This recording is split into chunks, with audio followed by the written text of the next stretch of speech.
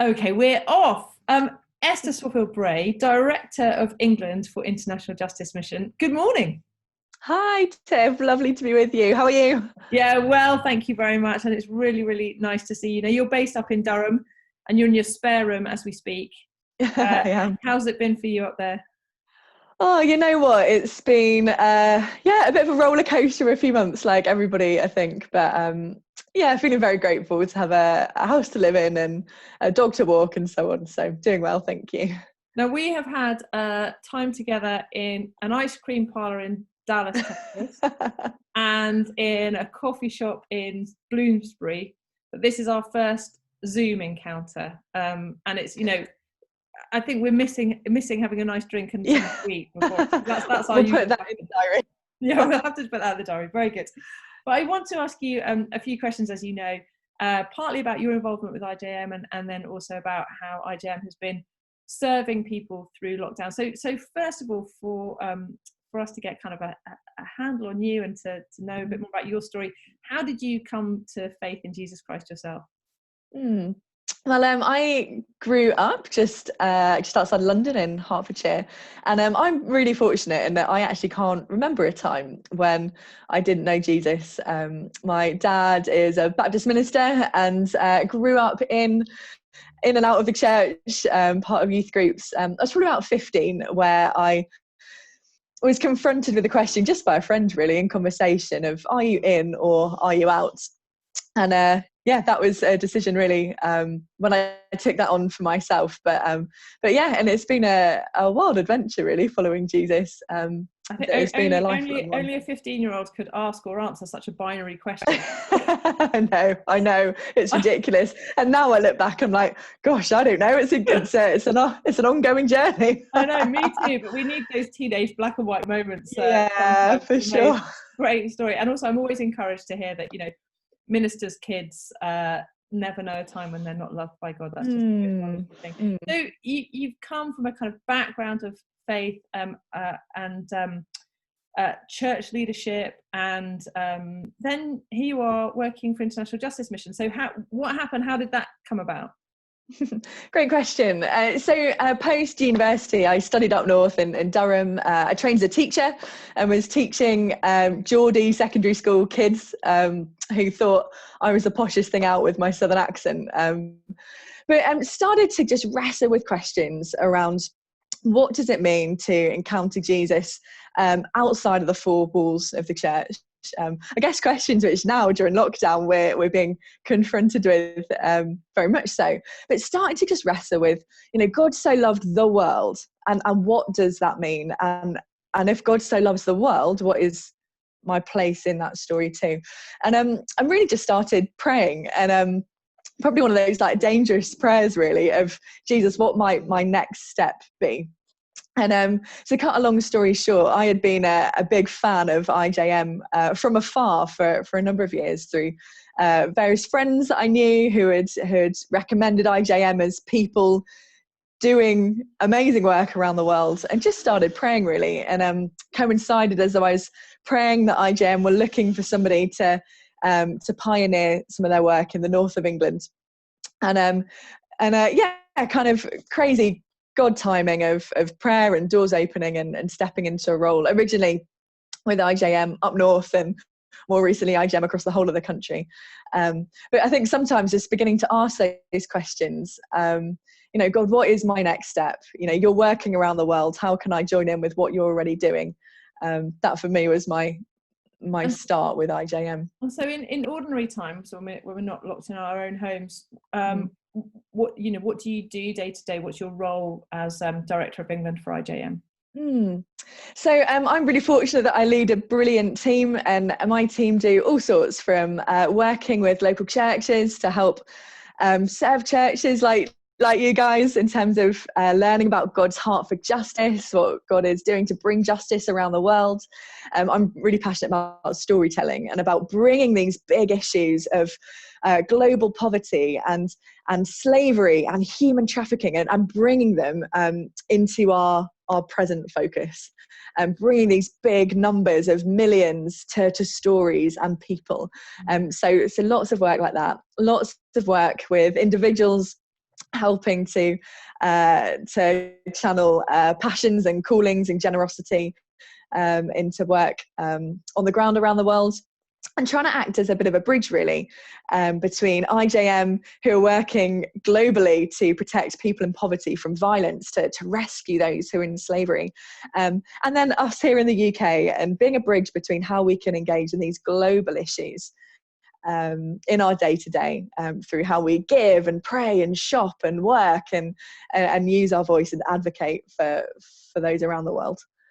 I love that, and I do think IJM is particularly gifted at using the stories of the individuals, and that's something that I always see in their communication, and obviously experienced quite close up when we were in Bangalore, when Dave was the field office director there. So it's a really important part of the IJM kind of DNA, isn't it, to tell the story of the individual in a respectful, private way. Obviously lots of times names are changed, but to make that story have resonance with our story. I mean, absolutely. And when it comes to something like slavery, like nothing dehumanizes someone like slavery. I mean, the very notion of slaving or trafficking an individual turns a person into a product.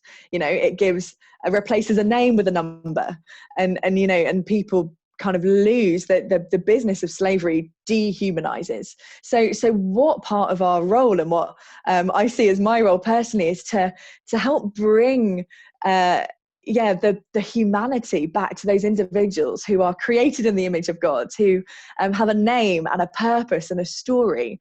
And when statistics stop being statistics and become stories, that's where I think we begin to make real change and love people the way that God calls us to love people.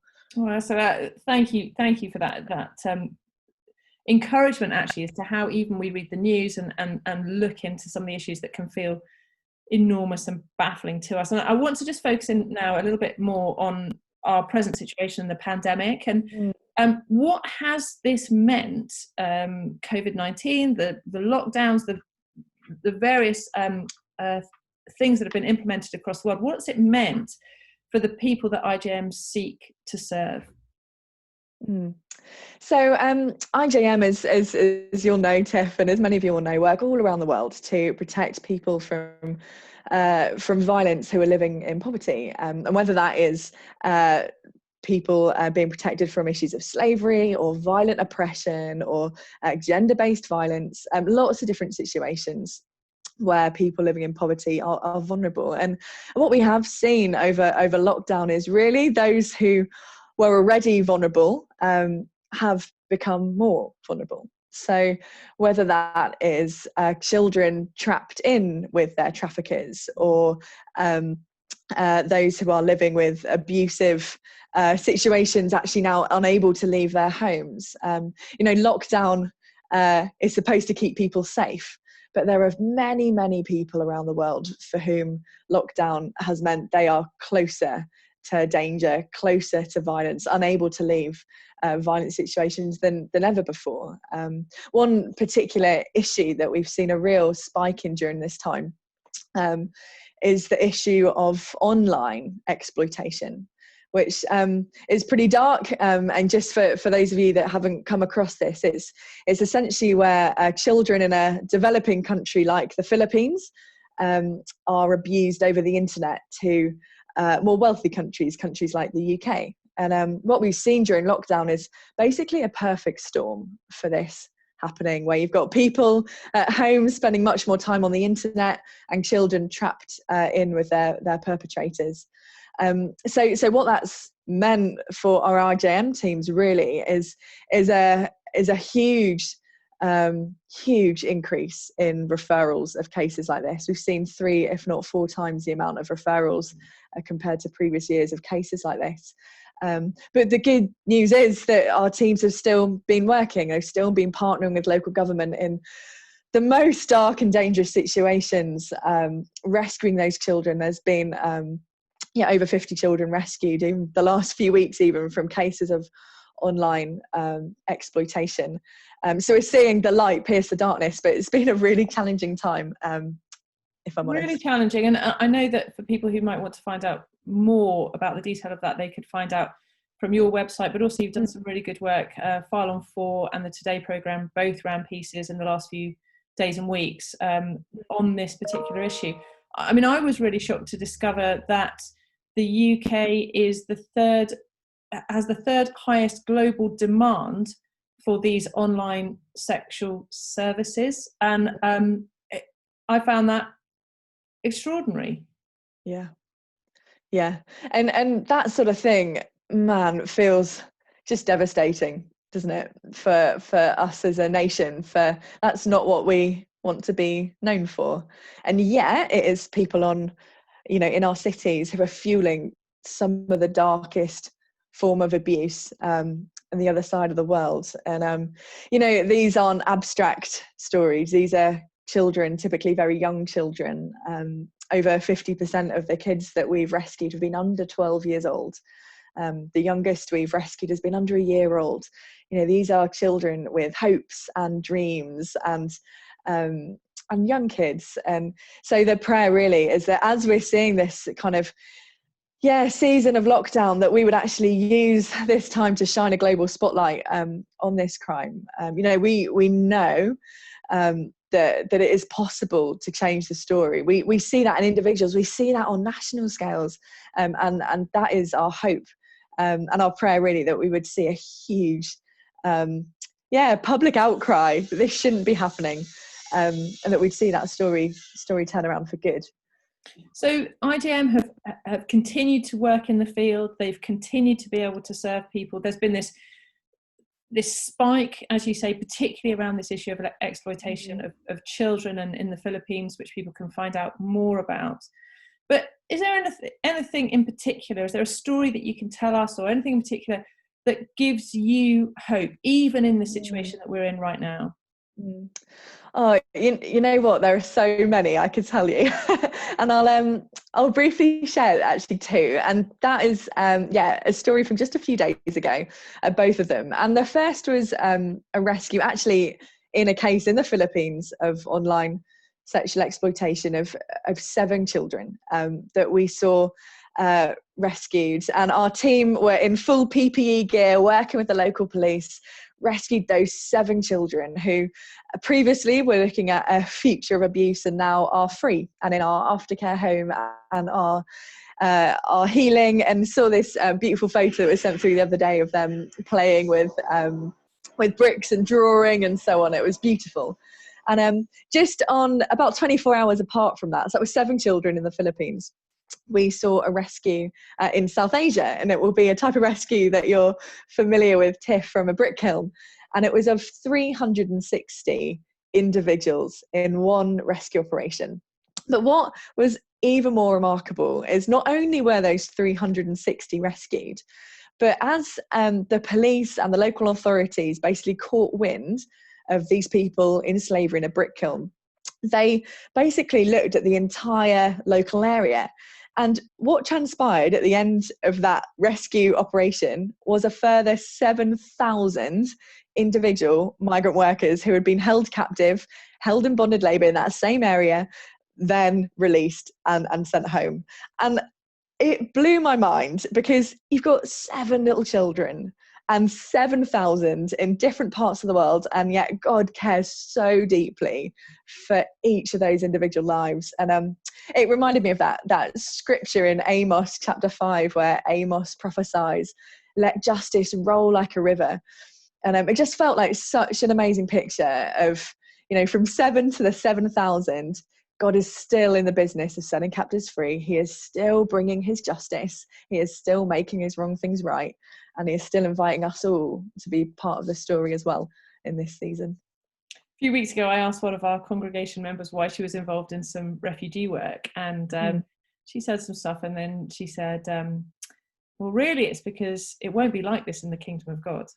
And I thought it was the most brilliant answer for why we're involved in any work. And when I think about IJM, and I'm smiling slightly smugly because I knew about that 7,000, and because of my memory of being in Bangalore and knowing how hard a rescue is and how dangerous it is, and putting it all together, and you know, when we were there, the biggest rescue to date sort of had just taken place, and this just blows the doors off that one. It's just extraordinary. But so I'm just so thrilled about that huge number, but I'm also thrilled about, as you say, that those individual children, and as Hannah told us a few weeks ago, it won't be like this in the kingdom of heaven. So it's worth it for every single life, and you do get a sense in these huge statistics that actually it's important that we stay focused on every single life and every single rescue. And I think you do that, and you embody that in your own work, Esther. So thank you so much. Thank you. Before we let you go, you mentioned that verse from Amos, and I'm sorry, I am really throwing this on you, but do you have a particular verse that you especially love or turn to, or have been drawn to even in lockdown? Is there a passage in the Bible that really is meaningful for you in a particular way? You know what? During lockdown particularly, I've been clinging to the words in Romans 12, verse 12, which says, be joyful in hope, be patient in affliction, and be persevering in prayer. And I just keep coming back to that. Be joyful in hope. Let's look forward to the good things that God is bringing, that justice is on the way. Let's be patient in suffering. Let's recognize that things are hard right now. Let's lament. We can't be blind to what is going on in our streets, in our cities, in our world. But let's persevere in prayer.